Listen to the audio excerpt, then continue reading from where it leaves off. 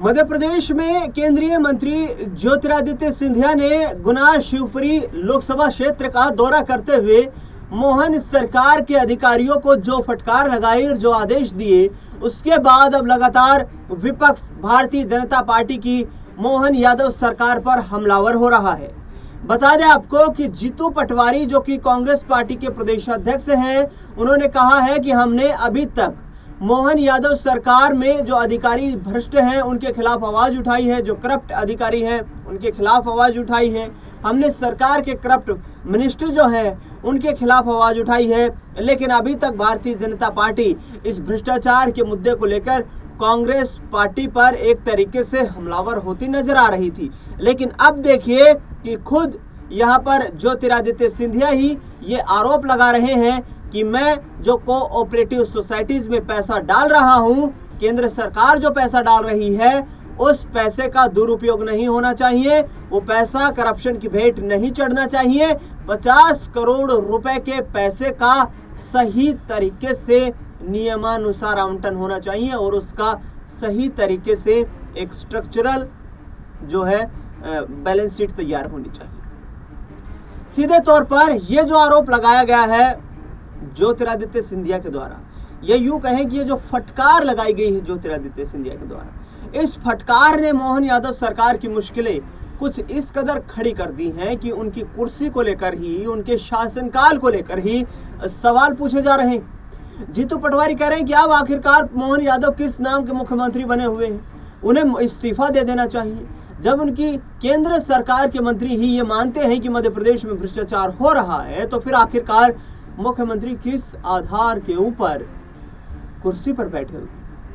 उन्होंने साफ तौर पर निशाना साधते हुए कहा कि मुख्यमंत्री मोहन यादव मध्य प्रदेश की जनता से नफरत करने लगे।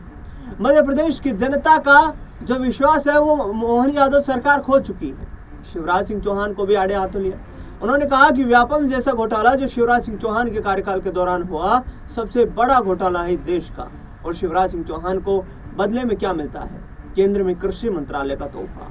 ये बड़ी बातें जीतू पटवारी के द्वारा कही। जीतू पटवारी ने यह भी कहा कि इस सरकार ने जो बड़े बड़े दावे किए थे, उन दावों में सरकार फेल हो चुकी है। मोहन यादव की सरकार ने महिलाओं को 2500 रुपए हर महीने सम्मान योजना के रूप में देने का जो वादा किया था, जिसमें शिवराज सिंह चौहान इसके प्रमुख सूत्रधार थे। दूसरी ओर किसानों की हर फसल को MSP पर खरीदने का जो वादा था वो सरकार ने पूरा नहीं किया है। युवाओं को रोजगार देने का, सरकारी नौकरियों को समय अनुसार समय अवधि के रहते पूरा करवाने का जो वादा था वो पूरा नहीं किया गया है। उन्होंने कहा कि कानून व्यवस्था इस तरीके से बिगड़ रही है कि दिन दहाड़े व्यापारियों पर गोलियां बरसाई जा रही हैं और महिलाओं के साथ उत्पीड़न हो रहा है। कॉलेज जाने वाली स्कूली और कॉलेज जाने वाली बच्चियों के साथ दिन दहाड़े बलात्कार हो जाता है, यौन शोषण हो जाता है, लेकिन सरकार आंख मूंद कर सोई हुई है।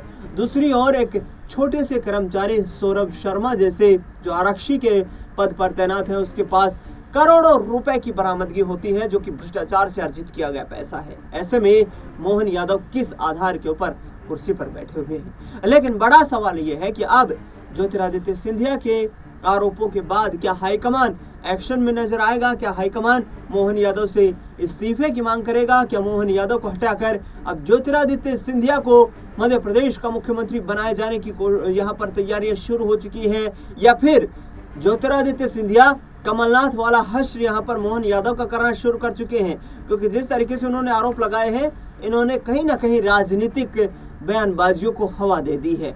फिलहाल इस खास खबर में इतना ही। देश दुनिया से जुड़ी तमाम बड़ी खबरों के लिए देखते रहिए SPN 9।